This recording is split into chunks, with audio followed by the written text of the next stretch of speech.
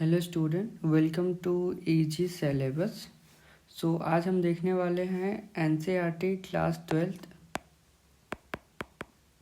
Mathematics chapter 7 जो है integrals के बारे में। इंटीग्रल्स मतलब इंटीग्रेशंस के बारे में।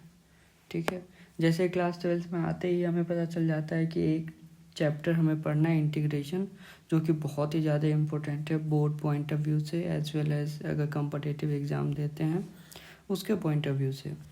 तो ये इंटीग्रल्स है क्या, सबसे पहले समझते हैं। जैसे आप लोग डिफरेंशिएशन पढ़े होंगे, डेरिवेटिव। मान लो एक एग्जांपल मैं दे रहा हूँ यहाँ पे, d by d x of x to the power n. क्या होगा इसका डेरिवेटिव, जल्दी से बताओ। पावर एन है तो x n minus one minus कर दो और एन से क्या कर दो, मल्टीप्लाई कर दो, राइट। ये आप लोगों ने पढ़ा होगा। तो ये क्या हो गया, डेरिवेटिव। क्या हो गया, डेरिवेटिव। तो इसको बोलेंगे, इसका क्या है, ये डेरिवेटिव है, डेरिवेटिव है। ठीक है, अब डेरिवेटिव है तो ये एक्स एन क्या होगा इसका। ठीक है, जब n x to the power n minus one इसका डेरिवेटिव है तो एक्स एन इसका क्या होगा, एंटी डेरिवेटिव। एंटी डेरिवेटिव, डरना नहीं है, समझना है आराम से। ठीक है, अब ये जो एंटी डेरिवेटिव का कंसेप्ट है, यही क्या है, इंटीग्रेशन है, इंटीग्रल है, इंटीग्रल है। ठीक है, यही क्या है, इंटीग्रल है। अब समझो यहाँ कैसे। अब n x to the power n minus one, इसका अगर इंटीग्रल करते हो, ये साइन किसका होता है, इंटीग्रल का। ठीक है, बेसिकली ये क्या है, इंडेफिनिट इंटीग्रल है, क्योंकि कोई लिमिट्स भी नहीं है, न लोअर न अपर। अब इसका एंटी डेरिवेटिव और इंटीग्रल करते हो तो क्या निकल के आएगा, x to the power n निकल के आएगा, प्लस में एक आर्बिट्ररी कांस्टेंट आएगा। बताऊंगा ये कैसे फाइंड करता है और ये क्या होता है। अब ये क्या था, डेरिवेटिव था किसका, एक्स एन का, और एक्स एन क्या है, एंटी डेरिवेटिव है इसका, इस फंक्शन का। ठीक है, तो जो एंटी डेरिवेटिव फाइंड करने का प्रोसेस है, फाइंड करने का जो प्रोसेस है या जो फॉर्मूला यूज हो रहा है, उसी फॉर्मूला को क्या कहते हैं, इंटीग्रेशन कहते हैं। याद रहेगा, है ना आसान। देखो याद रखना है कि एंटी डेरिवेटिव फाइंड करने का जो फॉर्मूला है या प्रोसेस है, उसी फॉर्मूला या प्रोसेस को इंटीग्रेशंस कहते हैं। ठीक है, और इंटीग्रल क्या है, एंटी डेरिवेटिव को ही इंटीग्रल कहा जाता है। अब समझो, अब बेसिकली इंटीग्रेशन में दो टाइप के प्रॉब्लम्स होंगे। ठीक है, एक होगा जिसमें डेरिवेटिव पता होगा, किसी फंक्शन का डेरिवेटिव पता होगा तो उसका एंटी डेरिवेटिव फाइंड करना है। एंटी डेरिवेटिव मतलब, एंटी डेरिवेटिव मतलब इंटीग्रल। ठीक है, और किस प्रोसेस से, इंटीग्रेशन से। और दूसरा क्या होगा, area bounded by graph of a function under certain conditions. Certain conditions आ गया इसमें, मतलब ये क्या हो गया, डेफिनेट इंटीग्रल हो गया, डेफिनेट इंटीग्रल हो गया। ठीक है, और ये जो है जिसका डेरिवेटिव पता होगा उसका इंटीग्रल फाइंड करना, ये क्या है, इंडेफिनिट है। ठीक है, अब समझो, एक एग्जांपल देता हूँ मैं, प्रैक्टिकल एग्जांपल देता हूँ। जैसे आपको डिस्टेंस पता है, ठीक है, डिस्टेंस ऐसे, डिस्टेंस से क्या निकालना है, वेलोसिटी फाइंड करना है। तो क्या लिखोगे, D S by D T. Velocity निकल गया, जिस टाइम के लिए चाहिए उस टाइम के लिए। ठीक है, अब आपको क्या है, दूसरे केस में वेलोसिटी पता है, आपको डिस्टेंस निकालना है। कैसे निकालोगे, तो इसी को ऐसे लिख सकते हो, d s equals to b d t. अब दोनों साइड क्या करना पड़ेगा आपको, एंटी डेरिवेटिव मतलब क्या, इंटीग्रेट करना पड़ेगा, इंटीग्रेट करना पड़ेगा। ओके, इंटीग्रेट करोगे तो उसके साथ एक आर्बिट्ररी कांस्टेंट आएगा, ये हम लोग देखेंगे कैसे फाइंड करते हैं, क्या होता है। फिर यहाँ से आपको डिस्टेंस पता चलेगा। ठीक है, तो जब एक बार डेरिवेटिव किए किसका, डिस्टेंस का, तो वेलोसिटी निकला। वेलोसिटी का क्या करोगे कि आपको डिस्टेंस फिर से मिल जाए। ठीक है, मतलब एट सर्टेन वेलोसिटी आपको कुछ सर्टेन टाइम में क्या फाइंड करना है, डिस्टेंस फाइंड करना है। तो कैसे फाइंड करोगे, तो उस टाइम पे आपको इंटीग्रल लेना पड़ेगा, राइट। तो ये प्रैक्टिकल एग्जांपल आई होप आप लोगों को समझ में आ गया होगा। और जो डेफिनेट इंटीग्रल है ये बहुत ही ज़्यादा इम्पोर्टेंट है। इसका कई सब्जेक्ट्स में, कई फील्ड में इसको यूज़ करते हैं, जैसे इकोनॉमिक्स में हो गया, फाइनेंस हो गया, प्रोबेबिलिटी हो गया, ठीक है। और आप लोग अभी 12th में भी जो पढ़ोगे, area bounded bye curve, area bounded bye curve, ये ABC बहुत ज़्यादा इम्पोर्टेंट है, ठीक है। तो इसमें भी हम लोग क्या करेंगे, यूज़ करने वाले हैं। जैसे उसको समझते हैं पहले। जैसे आप ये इंटीग्रेशन को कैसे लिखते हो, fx dx, ठीक है। इसमें fx क्या है, फंक्शन है जिसको इंटीग्रेंड भी बोलते हैं, ठीक है। फंक्शन मान लो एग्जांपल x³ है, तो x क्या है यहाँ पे, x क्या है, वेरिएबल है, आपको पता है वेरिएबल कांस्टेंट्स, ठीक है, वेरी करेगा ये। एंड ये टोटल को कैसे रीड करेंगे, तो इसको रीड करेंगे integral of f with respect to x, मतलब integral of function f with respect to x। जैसे d/dx x था या fx था, इसको कैसे रीड करते थे, differentiation of f with respect to x, ठीक है, differentiation of function f with respect to x, ऐसे करके, ठीक है। सेम यहाँ भी integral of fx with respect to x, ठीक है। ये सब क्लियर होगा। आगे नेक्स्ट, अब कुछ डेरिवेटिव्स हैं, उसके एंटी डेरिवेटिव्स हैं। एंटी डेरिवेटिव्स मतलब क्या, इंटीग्रल्स हैं, ठीक है। ये हम लोग धीरे धीरे समझते हैं। सबसे पहले देखो, d/dx x⁴n+1 divide by n+1 का कितना होगा, तो ये डिफ्रेंशिएशन लेके देख लो एक बार। तो d/dx करेंगे x⁴n+1 डिवाइड बाई n+1 का, ठीक है। तो क्या करते हैं, जैसे पावर में है, ये तो कांस्टेंट है, तो 1 ये बाहर आ गया, पावर है तो पावर से मल्टीप्लाई, और पावर से एक क्या करते हो, माइनस कर देते हो, तो n+1 -1 कर गया, ये दोनों कर गया, तो ये आ गया x⁴n। यहाँ बहुत ही लाइक कंसेप्ट है यहाँ समझने के लिए कि ये जो टर्म आया इसका डिफ्रेंशिएशन ये आया, ठीक है, तो इसका इंटीग्रेशन ये आएगा, समझ रहे हो ना। इसका डिफ्रेंशिएशन ये आया, पेन चेंज कर देता हूँ, रुको, इसका डिफ्रेंशिएशन ये आया, तो इसका इंटीग्रेशन ये आएगा, क्योंकि ये डेरिवेटिव हो गया, तो ये क्या हो गया, एंटी डेरिवेटिव। इसीलिए यहाँ पे लिखा हुआ है, इसीलिए यहाँ पे लिखा हुआ है कि x⁴n dx, मतलब x⁴n का डिफ्रेंशिएशन x⁴n+1, मतलब एक जोड़ दो और जितना आता है उससे क्या कर दो, डिवाइड कर दो, और प्लस में एक आर्बिट्रेरी कांस्टेंट आएगा। क्यों आएगा मैं बताता हूँ, ठीक है, याद रहेगा इतना, ठीक है। चलो इसको इरेज करता हूँ। नेक्स्ट क्या है, अब यहाँ देखो, ये एग्जांपल देखो, x है तो x का डिफ्रेंशिएशन कितना, 1। अब x + c है, किसका, dx का इंटीग्रेशन, ठीक है। अब यहाँ पे देखो x + c का डिफ्रेंशिएशन करके देखो कितना आ जाएगा, x का 1 और कांस्टेंट का कितना 0, 1 आ गया, ठीक है। तो 1 का इंटीग्रेशन, तो 1 dx, मतलब क्या, dx कितना आएगा, x प्लस में c क्या है, आर्बिट्रेरी कांस्टेंट, ठीक है। c का वैसे भी डिफ्रेंशिएशन लोगे तो कितना आ जाएगा, 0 आ जाएगा, okay. Then next, sin x का cos x, क्या डिफ्रेंशिएशन, तो cos x का इंटीग्रेशन कितना, sin x, minus cos x का differentiation plus sin x, then sin x का इंटीग्रेशन कितना, माइनस cos x, समझ रहे हो ना। इसी तरह से यहाँ भी tan x का डिफ्रेंशिएशन कितना, sec²x, तो sec²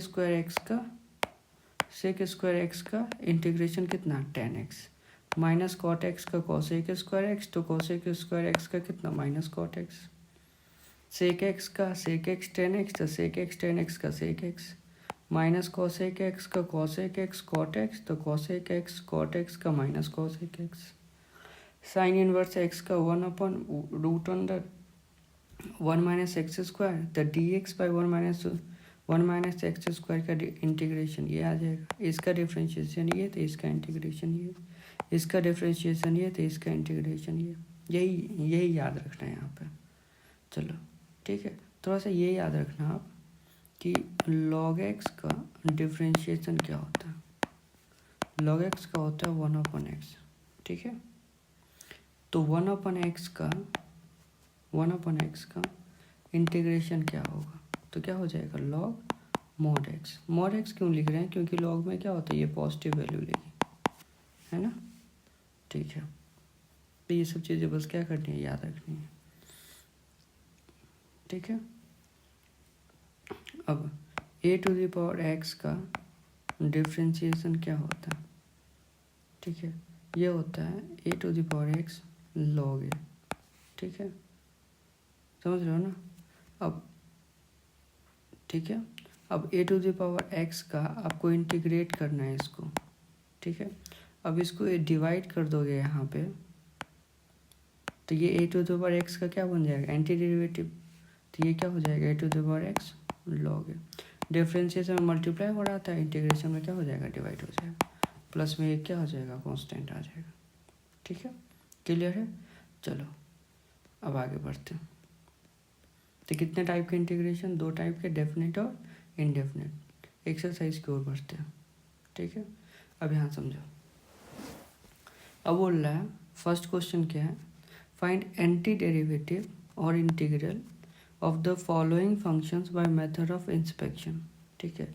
अब मेथड ऑफ इंस्पेक्शन क्या है, इंस्पेक्शन मतलब आपको क्या करना है, थोड़ा सा इसमें दिमाग लगाना है कि ये किसका डेरिवेटिव हो सकता है, ये किसका डेरिवेटिव हो सकता है, और जिस फंक्शन का ये डेरिवेटिव हो उस फंक्शन क्या हो जाएगा, इसका एंटी डेरिवेटिव, मतलब ये उसका क्या हो जाएगा, वो फंक्शन इसका क्या हो जाएगा, इंटीग्रेशन हो जाएगा। तो वही आपको फाइंड करना है। अब देखो समझो, यहाँ पे sin 2x है, ठीक है, ये किसका डेरिवेटिव हो सकता है, तो साइन है तो कॉस का डेरिवेटिव होगा, ठीक है। तो dy/dx करते हैं, ठीक है। 2x है तो इसको 2x कर देते हैं, करके देखते हैं कितना रिजल्ट आता है।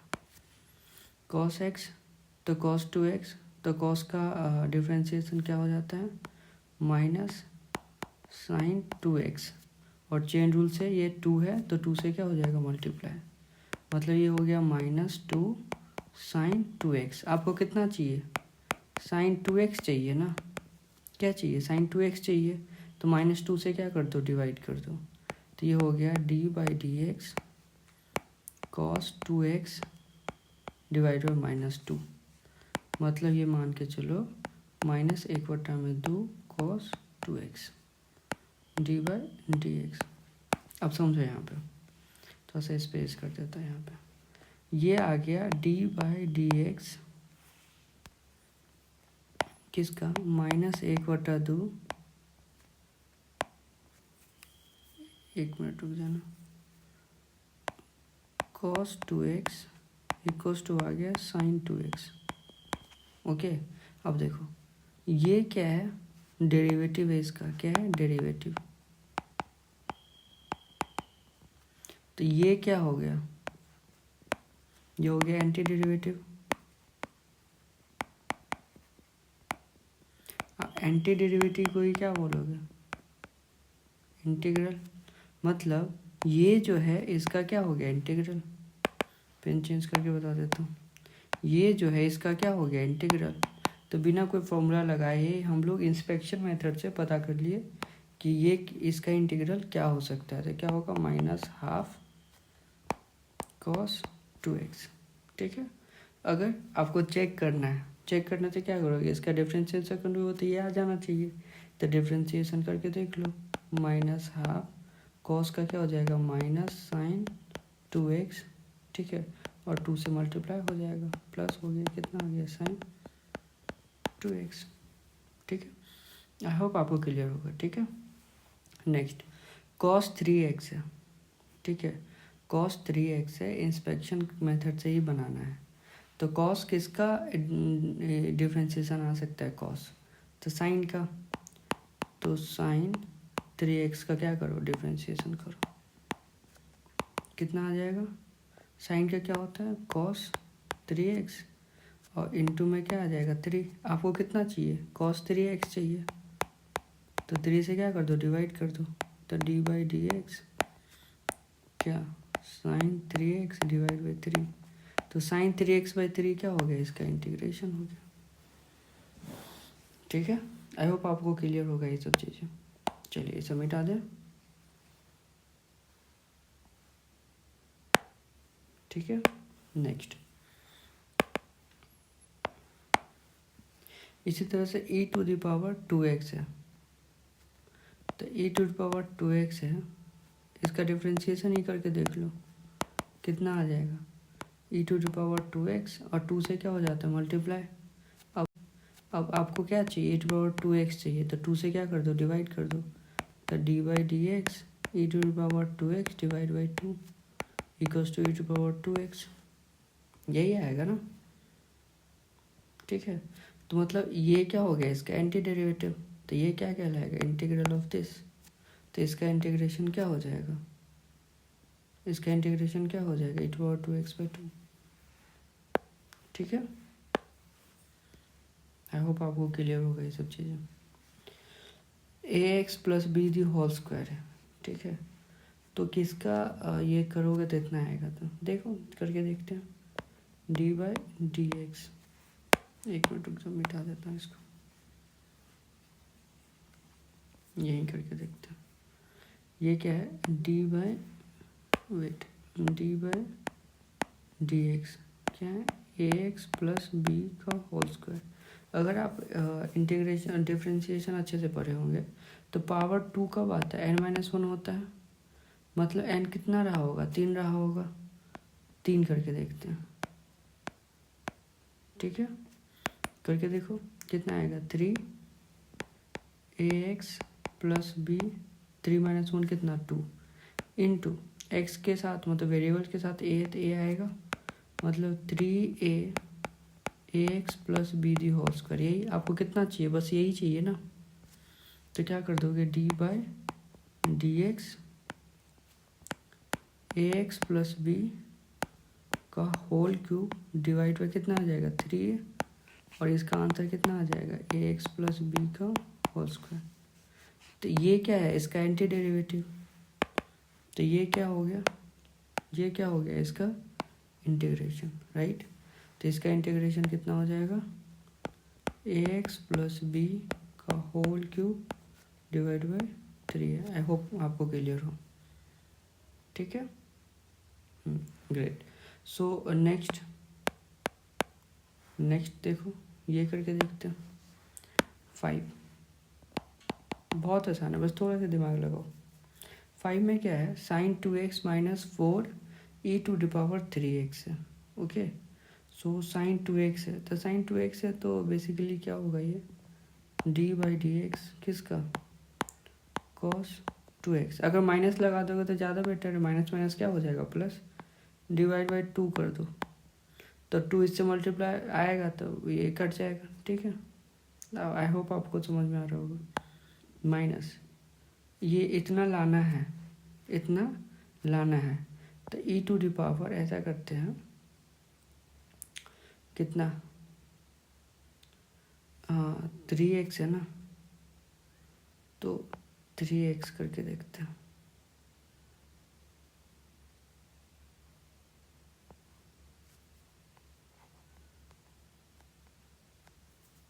ठीक है, अब इसको अलग अलग कर लेते हैं। ठीक है, एक बार देखते हैं अलग अलग करके, minus cos 2x/2 d/dx e⁻3x, ये कितना आ गया, ये आ गया, ये तो आ जाएगा sin 2x, ये कितना आएगा d/dx ये हटा दो, एक मिनट रुको, आपको आ रहा होगा कितना हो जाएगा, 3e⁻3x। आपको चाहिए, ये नहीं चाहिए, आपको sin 2x चाहिए, sin 2x चाहिए और साथ में 4e⁻3x चाहिए। ठीक है, तो 3 को 4 कैसे बनाओगे, 3 से डिवाइड करोगे और 4 से मल्टीप्लाई करोगे। ठीक है, और ठीक है तभी बन पाएगा, तो 4/3 से मल्टीप्लाई किया ना, तो 4/3 यहाँ लिख दो, ठीक है। अब ये जो है ये आपका क्या हो गया, एंटी डेरिवेटिव हो गया। ये क्या हो गया, एंटी डेरिवेटिव। मतलब d/dx किसका करना पड़ा आपको, -cos 2x/2 -4/3 e⁻3x का। तो आंसर आपको आया कितना, sin 2x -4 e⁻3x, ठीक है।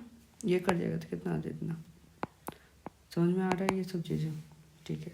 तो ये कौन से मेथड से हो गया, इंस्पेक्शन से, ठीक है। थोड़ा सा बस दिमाग लगाना है, धीरे धीरे ये सब चीज़ें समझ में आ जाएगी, ठीक है। चलो इसको इरेज करते हैं। नेक्स्ट आगे बढ़ते हैं। अब 6 to 20 में क्या करना है आपको, इंटीग्रल फाइंड करना है, ठीक है। इंटीग्रल फाइंड करना है, आसान है। देखो क्वेश्चन नंबर 6 देखते हैं। इंटीग्रेशन है 4e⁻3x + 1 dx। इसके लिए अलग से बेसिक बढ़ाने की ज़रूरत नहीं, इसी के साथ बेसिक हो जाएगा। देखो कोई फंक्शन है ऐसे, क्या है, हाँ कोई कांस्टेंट है, उसके साथ k f(x) dx, ठीक है। तो ये कांस्टेंट है तो क्या होगा, बाहर आ जाएगा, ठीक है, आप लोग को पता होगा, dx + c, ठीक है। दूसरा प्रॉपर्टी इसी में देख लो, इंटीग्रल है f(x) + gx और ये dx है, ठीक है। अब इसमें क्या हो जाएगा, इसमें ये प्रॉपर्टी लगा दो, f(x) dx सेपरेट कर दो, gx dx + c, ठीक है। समझ पा रहे हो ना, ठीक है। इसको क्या कर सकते हो, सेपरेट कर सकते हो। तो हो गया 4 को कांस्टेंट बाहर, e⁻3x dx + 1 dx, ठीक है। अब प्लस में क्या आ जाएगा, आर्बिट्रेरी कांस्टेंट, इसका डिफरेंशिएशन लोगे तो 0 ही आ जाएगा, ठीक है। अब समझो, मेनली ये जब बाउंड्री कंडीशन की बात करते हैं तो उस टाइम पे ये हेल्पफुल होता है। और अगर सी की वैल्यूज चेंज होती है तो डिफरेंट कर्व्स मिलते हैं जो एक ही फैमिली के कर्व्स होते हैं, तो वो हम लोग देखेंगे आगे। तो 4e⁻3x और 3 क्या है, मतलब वेरिएबल के साथ है, तो इंटीग्रेशन में क्या करोगे, डिवाइड, और डिफरेंशिएशन में मल्टीप्लाई, + 1x, ठीक है। 1 के साथ कुछ नहीं है, इसको क्या मान के सकते हो, x⁻0, ठीक है, x⁻0। अब x⁻0 में 1 ऐड कर दो और जितना बन रहा उससे डिवाइड कर दो, कितना हो जाएगा, x। वैसे भी पता है आपको x का डिफरेंशिएशन कितना, 1, तो 1 का इंटीग्रेशन कितना, x प्लस में c, ठीक है। तो finally what we have 4e⁻3x / 3 + x + c, ठीक है। आई होप आपको समझ में आ गया होगा, ठीक है। इरेज करते हैं, ठीक है।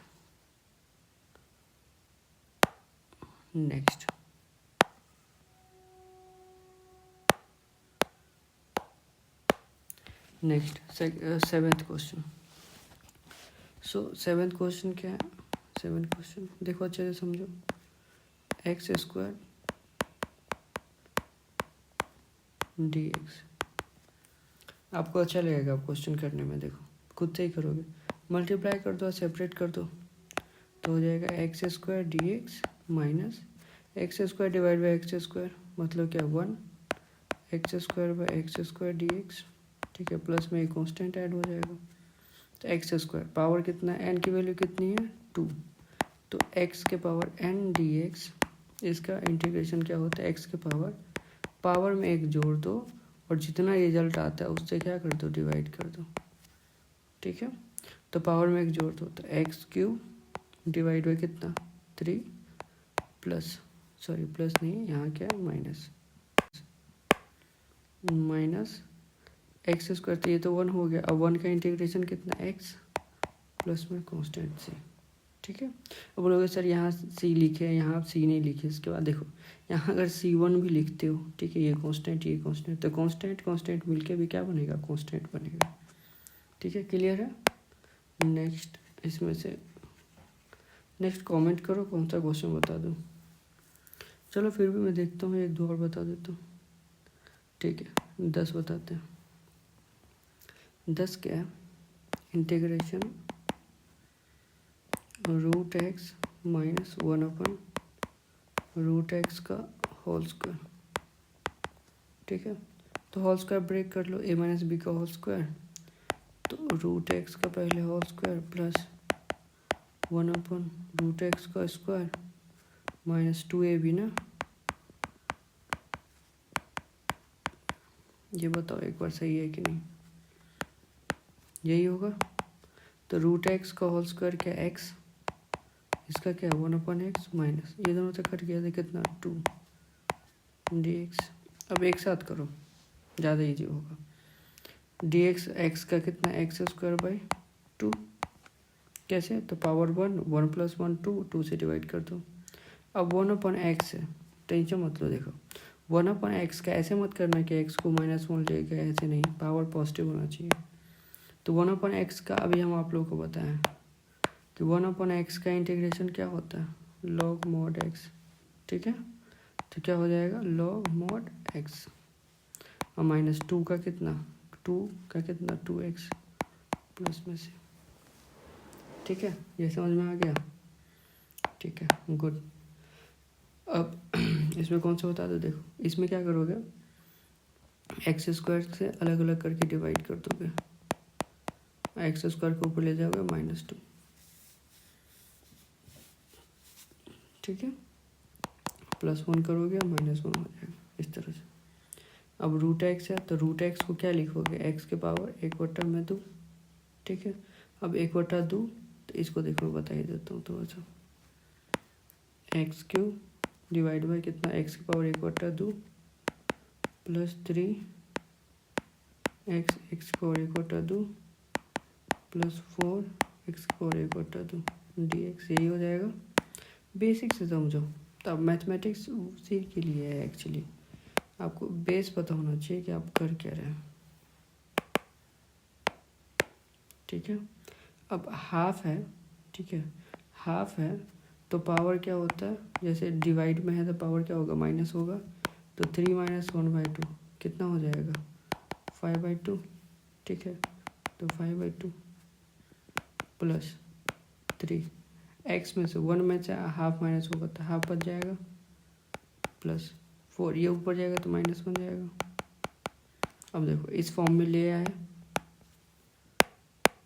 अब इस फॉर्म में ले आए तो हमारे लिए क्या हो गया, अब इजी हो गया इसको सॉल्व करना। ठीक है, अब इसलिए इसको सॉल्व कर सकते हो। तो x के पावर कितना 5/2, इसमें 1 ऐड कर दो, 5/2 तो कितना 7/2। ठीक है, प्लस 3 × x का पावर हाफ है तो हाफ प्लस 1 कर दो, कितना हो जाएगा हाफ 2 1 3/2 प्लस 4, हाफ में 1 ऐड कर दो माइनस, तो ये प्लस हो जाएगा और ये प्लस हो जाएगा। ठीक है, अब इसको जिस तरह से आपको सॉल्व करना है सॉल्व करो, आंसर ले आओ। ठीक है, तो बेसिक समझो, mathematics is all about the fundamental और द बेसिक्स। ठीक है, सब चीज़ें क्या है, क्लियर है, बोलो हाँ या ना। ठीक है, गुड। अब इसमें क्या कर सकते हो, 13 में देखो, 13 में क्या कर सकते हो, यहाँ से ऊपर से x² कॉमन ले लो, तो x - 1 और नीचे x - 1। अब ऊपर क्या करो, x - 1 कॉमन ले लो, तो x² + 1 डिवाइड बाई x - 1, ये dx आ गया, ये करिए तो x² + 1 शॉर्ट फॉर्म में आ गया, और ये तो आपसे बनेगा ही, ये तो बनेगा ही, क्या हो जाएगा x³/3 + x + c। आंसर मिला, सही है कि नहीं। ठीक है, ये बन जाएगा। अब देखो इसमें क्या करोगे, बहुत आसान, देखो 14 में क्या करोगे, 1 माइनस एक्स रूट एक्स, यही है। तो इसको इरेज करते हैं। ये क्या करोगे, सबसे पहले root x d x minus x root x d x. हम क्या बोले थे, जब भी रूट आएगा तो क्या करो, इसको पावर में कन्वर्ट कर लो। तो 1/2, ये भी 1/2, यही ना। तो एक्स की पावर 1/2 प्लस 1 कितना हो गया, 3/2 माइनस एक्स की पावर यहाँ पे देखो कितना हो गया, एक पहले से 1/2, दोनों जुड़ जाएगा तो कितना हो जाएगा, एक्स की पावर 3/2 डी एक्स, यही हो जाएगा यहाँ पे। तो एक्स की पावर 3/2 प्लस 1 हो जाएगा अब, और 3/2 5/2 प्लस में क्या सी। इसको सॉल्व कर लो, एक्स के पावर 3/2 और ये हो गया 2/3 माइनस ये कितना हो गया 2/5 और एक्स के पावर कितना 5/2 प्लस में सी। ठीक है, तो ये आसान चीज़ें हैं, इसको कैसे आसान बनाओगे देखो एक बार प्रोसेस को, और खुद से ट्राई करो ये सब चीज़ें, ये क्वेश्चन सॉल्व करने का। ठीक है, 15 देखो, 15 फिर से वही है, इसको क्या बना दोगे, एक्स की पावर 1/2 बना दोगे, मल्टीप्लाई करते जाओगे कर लोगे। 16 देखो, 2x का हो जाएगा, अलग कर दोगे, 3 cos x का, ये भी हो जाएगा e⁻x का। तो cos x का क्या हो जाएगा, sin x इंटीग्रेशन e⁻x का e⁻x बन गया क्वेश्चन। इसमें क्या करोगे, ये भी हो जाएगा, ये भी हो जाएगा, ये भी हो जाएगा। sec x tan x, ये देखो थोड़ा सा देखो, ये समझो। sec x तो sec x square x multiply कर दो plus sec x tan x, यही है। अब अलग अलग कर लो, plus sec x tan x dx। देखो फॉर्मूला देखो, sec स्क्वायर एक्स किसका डिफ्रेंशिएशन होता है, तो tan x का। एक बार देख लो यहाँ पे, देखो tan x का डिफ्रेंशिएशन क्या होता है, sec स्क्वायर एक्स। तो sec स्क्वायर एक्स का इंटीग्रेशन क्या होगा, tan x, सिंपल। ठीक है, ठीक है, चीज़ें क्लियर होनी चाहिए। तो क्या हो गया, tan x plus sec x tan x का इंटीग्रेशन। ठीक है, तो sec x का डिफ्रेंशिएशन क्या होता है, sec x tan x। तो sec x tan x का इंटीग्रेशन क्या हो जाएगा, sec x प्लस में क्या हो जाएगा सी, सिंपल। ठीक है।